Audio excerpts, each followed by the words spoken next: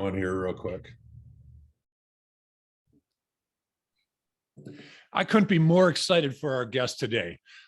Jeff Concepción, founder and CEO of Stratos Wealth Partners, is joining us on RIA Collective today. And we're going to talk about Jeff's experience in the industry. It's not very often I get to interview somebody that's got 3 or more decades in working with advisors. We're going to talk about, FINRA's numbers continue to decrease a little bit. And so Jeff's on the independent side of our industry. I want to pick his brain and see what he thinks the catalyst behind that is. And we're going to talk about, culture, mission, that sort of thing at Stratos Wealth Partners, and hopefully bring some wisdom to our listeners who are considering that change from a wirehouse environment into a more independent or RIA space. Jeff Concepción, welcome, and thank you so much for joining me today.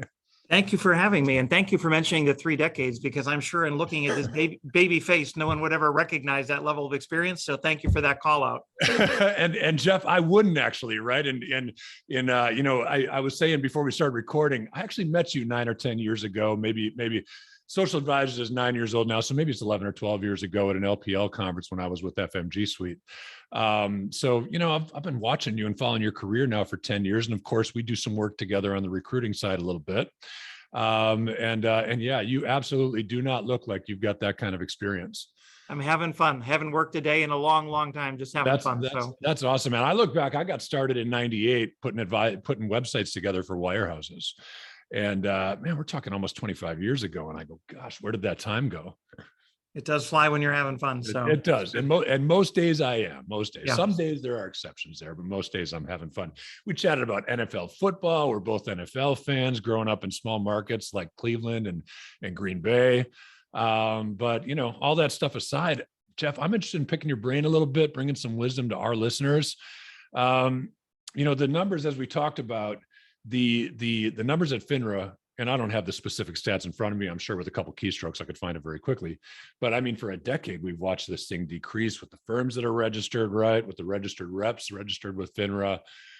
Tell me about that. What do you think the catalyst behind those changes and those drops in numbers are? I think it's some of the stuff that you and I have chatted about, and the folks. I think there are 2 components to it. There's an evident component, and then there's maybe a less evident component. I think what people think about really is this sort of migration from employee, bank, wire to independence. There's also what people believe to be probably sort of the simplification, if you will, of having maybe one master, not 2 masters, the SEC versus the SEC and FINRA. Right. I think some people naively think that there's less supervision on the SEC side, and there really isn't. I mean, the SEC and FINRA probably are more connected today and communicate better, even inclusive of state insurance agencies. There's more communication I've found between all these agencies, which is really good. But I think it's really the flexibility to be a fiduciary, to kind of take that fee path. That's sort of the evident part. I think the less evident part is I just think there are fewer people coming into the industry. We have an old and aging industry. So when people are leaving and exiting towards that fiduciary environment, you have fewer people coming in as well. It's a combination of those 2 things, I think, to your point, that have led to these declining numbers. Yeah. What about technology? I mean, I think, if we go back 10, 15 years ago, and again, I got started doing websites for a handful of wirehouses, back in the late 90s, we were doing data-driven templated websites. My goodness, how far has that simple marketing technology come over the last 20 years? But also things like financial planning software and other parts of that technology stack. Years ago, if you wanted the best resources, you had to work for the largest firms. It seems to me that, an open marketplace is actually driving more evolution and more change as far as technology, making that, independent broker dealer or that RIA world even more attractive. No doubt. And I think there's a myth there, right? I think, one of the stories that the big firms, the employee-based firms, told their folks is, hey, those little independent shops are great. You might get a good payout, but you can't serve your clients in the same way. Yeah. So when you think about independent broker dealers, when you think about sort of multi-custodial RIAs and all the tools that you referenced that are out there, I think in many cases, advisors at a minimum can do what they did previously, technology and product-wise. And I'm going to suggest that in most cases, they're actually able to do more by accessing what's out there through the best independent BDs, Pershing, Schwab, Fidelity, TD Ameritrade. They're getting access to more product, as good or better technology, whether that's CRM based, whether it's planning based, whether it's performance reporting based. We brought over a great team who's been with us for a handful of years now from BNY. It was a high net worth team. And on the 1-year anniversary, the guy who runs that team is really buttoned up, and he wanted an audience to say, let me tell you what my experience has been. And one of the comments he made to me is he never anticipated, there are lots of things that he expected out of independence, but one of the things that he didn't anticipate is this annual review that he could put together for his clients with the data and sort of the analytics and all the substance. He never expected that would be as good or better than what he was able to present at BNY. And sometimes it's the customization, the flexibility, and to your point, a lot of these shops that are just creating great tools for technology for independent firms. Yeah, I think, what about, I want to ask you a little bit about risk, right? Because I've asked this question on the broker dealer side recently, on the wirehouse captive kind of employee model broker dealer side. And they said, yeah, but when someone goes RIA, they take on a whole lot more risks. They're not backed by the firm. I really don't have commentary on that, Jeff. You're in a better position to talk about that. Do you feel that's true, or? Yeah, no, I think there are aspects of that at least that are true. And I guess it's dependent on how you define risk. Okay. To an extent, when you're attached to one of those larger firms, there is sort of that mothership feeling, right? Yeah. So I think you can define risk in many ways. Talk about it from a business standpoint. The mothership pays for real estate. When you go independent, sure. In our particular model, you can cover real estate, or we can cover it. But when most folks go independent, they're signing a lease. They're taking on an obligation for space and infrastructure and technology, all the things that we're talking about. So I think there's risk there to a degree. Yeah. If an advisor were to get sideways with a client, in some cases, the mothership, is responsible not only for providing them E&O, which becomes a line item when they go independent, but maybe sometimes and even subsidizing if there's a resolution involved. So I think from a business standpoint, from a regulatory, from a compliance standpoint, from a financial standpoint, there are degrees of risk. The question is, are those degrees reasonable in exchange for the reward that they receive? And I would suggest that they're beyond reasonable, because there's such a lift in terms of not only compensation, which is the obvious, but net worth value of their enterprise when they own it in a free market.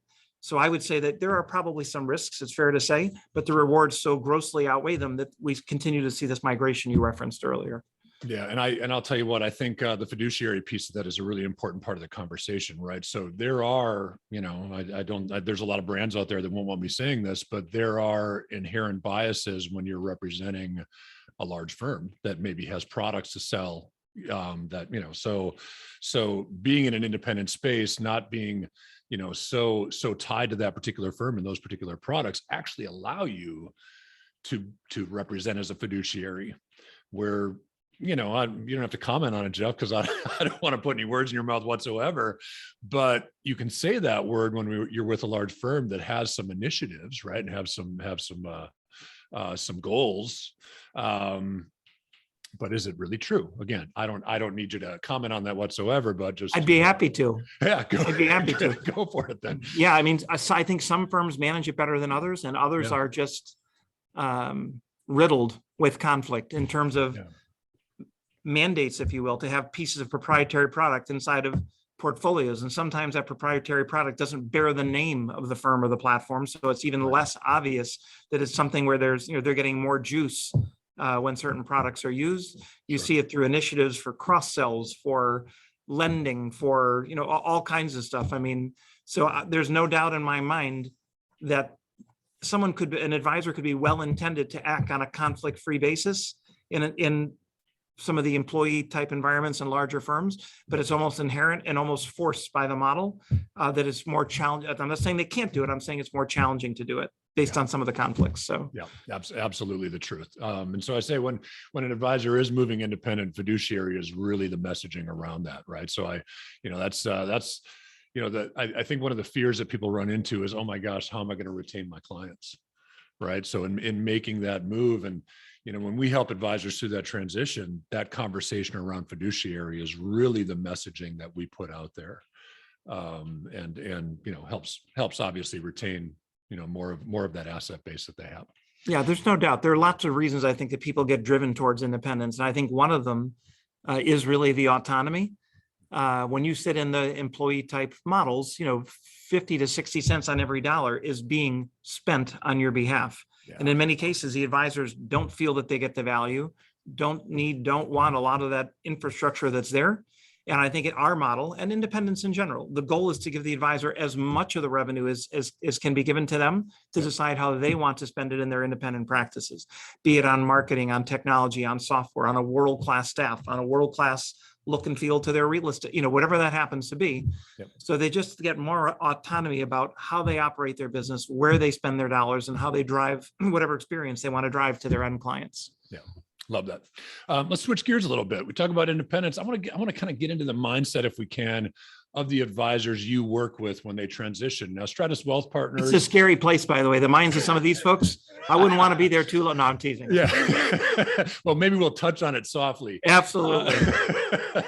But 2008, you've been recruiting on that side. Of course, your former life prior to starting Stratos Wealth Partners at Lincoln Financial Group, was that a kind of a recruiting role as well? I really couldn't get much out of the research that I did there, but it was a combination of things. I was responsible for, in my, I guess, latest run there, the eastern third of the United States. Okay. And then I had a more national role that was business development driven. It was really strategic alliances and helping advisors grow their business through, at that point, really M&A wasn't what it is today, the sort of frenzy around M&A. It was more strategic alliances with CPA firms and property casualty firms and financial institutions, practice management. But there was business development and recruiting tied to that as well. Cool. So Stratos Wealth Partners is north of about 300 advisors now. Is that something along the, I'm not exactly sure. Yeah, I would say 350-ish, but I'm not Awesome. entirely sure. Awesome. The growth is impressive, Jeff. As you're having conversations with advisors who are considering that move to independence, are there any commonalities that you can see? Like, are they really entrepreneurial in their mindset? Are they, mavericks, want to go take on the world and leave that maybe comfy confines of working at one of the big wirehouses? Any commonalities that you see that kind of shape up who the right advisor is coming into the space? It's all of the above. It's everything that you said, right? People are entrepreneurial, but in varying degrees. And in some cases, they're not entrepreneurial, but they just want the autonomy to run their own business. And what we really developed our business model on was the notion that the reason people are leaving employee and wirehouse models in most cases is not because they have a burning desire to be responsible for billing or for HR or for real estate or for compliance or for technology. That's not the desire. The desire is to really control their business, receive more of their revenue, invest in the business the way that they want to invest in it. Yet when they do that, there are these dozen other items that need to get done. Yeah. So I think the purpose of firms like ours is to allow the advisors to become independent for the reasons that they want to, and not be encumbered with many, many other things that those firms were doing on their behalf. If we can do them at a tiny fraction of the cost, and arguably, and when I say we, I don't mean Stratos, I mean Stratos and firms like us can be such great fiduciaries and stewards of our business models that we can deliver everything they had and more, let them be independent where they want to be, and let them be supported where they need to be, while still driving the lion's share of the economics to them, to their wallet. Yeah, awesome. You serve the industry in a great way. I heard a stat. I can't back this up with any kind of reference, but this is, so this is hearsay, but I think it's probably not too far off. At any one given time, 10% of advisors on that captive side, that employee model side, are engaged in a recruiting type conversation. I heard furthermore that 60% are considering it, but let's stick with the 10% for right now. For those folks listening, and is there any advice that you can give them for, like, let's say the 12 months, maybe 6 months, maybe 3 months leading up to making that change that's going to help them retain more assets in their book of business when they make that transition? Anything that you've seen advisors do well in preparation for that move? Yeah, no, that's a great point. I think it's energy. I think it's reaching out and touching the clients in a more proactive way than they ever have before, solidifying key relationships, demonstrating or illustrating value add, depending on what type of model they're coming from, whether it's protocol or non-protocol, making sure that their clients know how to reach and contact them in a way that doesn't go outside of any contractual obligations or restrictions that they might have. It's just being really thoughtful. I mean, you can leave in a fire drill and you probably will do perfectly fine, but the level of stress and anxiety and potentially breakage is greater than if it's something that's really thoughtful and well-planned and you understand what you can and can't do. You have legal counsel, there's a tremendous amount of preparation, and you exit sort of honoring in the best way you can the guidelines of the relationship you have with the firm that you're associated with. Yeah. But it's interesting to hear those stats from you. I think probably I think your number is probably a good number, 50 or 60% of folks maybe consider it, right? Yeah. But there's sort of a knowledge gap there. A lot of times they don't even know what they don't know about what it means to go independent or what choices out there. Yeah. How much responsibility do they have to take on? Where do they land? And I think for a lot of advisors, it's daunting to understand the 100 ways that they could plug in, all of which are independent, but sort of iterations of independence. So. Well, and of course, I think a lot of people hear the horror stories, right? I mean, there are certainly, if you got to do it right. I think in the 6 months to 12 months leading up to that transition, you said it, right? It is about being focused on key relationships because, of course, you've got a no contact clause. Most advisors, when they're leaving that former environment. But I'll tell you, I've watched advisors leave a wirehouse, move into independence, and then have to go through mediation against that firm, right? And that's not that's a daunting thing to have to do. I believe that those stories are told more, but it's actually the lesser of the experience. 110%, 110%. Yep. Yeah. I agree with you. So most transitions go extraordinarily well. Yeah. Most firms are reasonable if you follow the guidelines. There are a few, and I wouldn't mind calling them out by name, that I think are horrific in the way that they treat people and the way that they go after advisors who leave exactly the way they're supposed to leave. But if they're amazing advisors, you shouldn't be surprised that their clients will seek them out and find them, even if they're not proactive.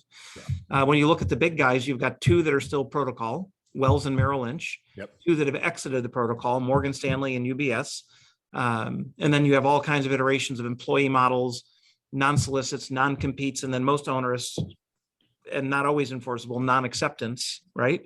So you don't solicit the client, you're not competing, but they find you and you still can't take, so again, every state looks at these things differently as well. So there's a lot of complexity there and really good thought and analysis prior to an exit. Just can't control everything, but generally speaking, that will result in, better outcomes. Yeah, and so of course, amongst many other things, Stratos Wealth Partners is there to help with the details around a transition like that, perhaps. And I don't want to offer services that you guys don't offer, Jeff, but perhaps reviewing that agreement that you have. I don't know if that's if that's part of what the offering is, but making that transition as smooth as possible. And it's something you guys have done hundreds of times. Correct. Yeah, and we'll look at we have to be careful in terms of practicing law, but because I know all the contracts so well, and my business partner, Charles Shapiro, who runs business development for us and knows those agreements so well. Oftentimes he and his team and I will look at them and just to give general feedback, but we always not only suggest, but almost mandate or require that they get counsel. We would never want someone to act on our recommendation. There's so many good firms out there that specialize in reviewing these contracts. They actually know what the contracts say. They know how the firms will act and what they do, and can kind of hold the hand of these teams to make sure they're leaving in a thoughtful and respectful way. Yeah, very cool. I want to learn a little bit more about Stratos before we part today. Talk to me about missions and values, Jeff. What if an advisor's transitioning and Stratos is a good option for them? What can they expect as a cultural experience? Tell me about how the firm works, missions, values, things along those lines. Yeah, I think one of the ways I would describe us culturally is sort of a gentle shop. I think we build a lot of close relationship with our folks internally and externally. People first. Everything sort of solves itself if you're good to people, if you're honorable, if you do what you say you're going to do, if you do more than you say you're going to do, you end up with raving fans. A lot of our growth has come from folks who joined us and introduced us to their friends, saying, "Hey, this is an incredible home and independence with a soft landing in such a way that I'm focusing on what matters, my client experience and growth." So I would say culturally, I hope that the goal is it's a gentle shop where we just treat people well. If you ask me what a calling card is, I would say there are a couple of things. One is depth. When people who run similar business models talk about technology, they oftentimes will have one or 2 or 3 or 4 people in technology. I think we have 13 or 14 folks. Yeah. A transition team is not someone to open accounts. It's a team of 5 or 6 dedicated folks that flexes up to a dozen, all cross-trained, so that when a team comes over, there's a lot of bandwidth there to make sure accounts move and move quickly. In that transition process, we're talking to the advisors typically 6 to 8 weeks in advance. And every week there's a checklist and responsibilities and Salesforce tasks driven to places in and outside of our organization for follow-up, to make sure that the day the advisor leaves, everything is as buttoned up as can be. It's not a perfect process, but it's a pretty darn good one. And then I would say another calling card or uniqueness is entrepreneurship and ownership. We want to teach people how to move from it. And sometimes you'd be shocked. These are advisors with 200 million, 500 million, 2 billion in assets. They're still oftentimes, not always, acting more as an advisor than they are as a CEO, right? Yeah. Because to be a CEO, you have different responsibilities, tasks, and visions relative to what you're growing and building. So that evolution from an advisor to a CEO is super important to us. And my last comment is inorganic growth. I think something we do exceptionally well is M&A. And it's not just at the enterprise level where we're investing. 2/3, 3/4 of our activity on the M&A front are helping our partners with sub-acquisitions tuck in businesses. We help them find them, we help them articulate, and we help them win and sort of stand out as just a really quality potential option for someone looking to retire. Those are maybe a few areas that I would say I feel confident that we're working hard to figure things out. Well, and I can speak to that. I've actually worked with Stratos in 2 different capacities, right? So going back when I was with FMG for a few years, my communication was mostly Charles and Jim Lupica at that time. And now my communication, most of our firm's communication runs with your director of marketing, Kevin Elvington. The amount of support that we get, even as like an outside vendor providing some services, is pretty impressive. In fact, it's not like we don't have that with every relationship that we've got. So I can speak to that from our perspective. You also said something that was actually on my list to ask you about. So it's a lob ball for me. Thank you for that. One of the unique things about this industry, and there's many of them, you've got a financial advisor that comes in no matter how they enter the industry, oftentimes wirehouse, right? Oftentimes in that employee model. They're a successful advisor. They survive the first few years. Kudos to that. But as they grow assets, they grow team, right? As they grow team, their role as an advisor has to change to leadership, right? Has to change to CEO. And there's not, many advisors can't handle that transition, right? And I do a lot of performance coaching. Oftentimes the coaching is around that transition from sole proprietor or, individual advisor to now we've got a CA, now we've got a junior advisor, now we've got back office support staff, whatever that is. I mean, that's really a lot of what Stratos offers, is making sure that successful advisor doesn't lose their footing when they go from advisor to CEO. 100%. And we've done that. I think done a reasonably good job through Charles and his team. But going back a handful of years ago, thinking we needed something more than that, we started a practice management and consulting business internally that had 1 person. Now there are 6 people there. And what's very interesting is that some of that is business development and marketing driven for trying to help the advisors have a plan.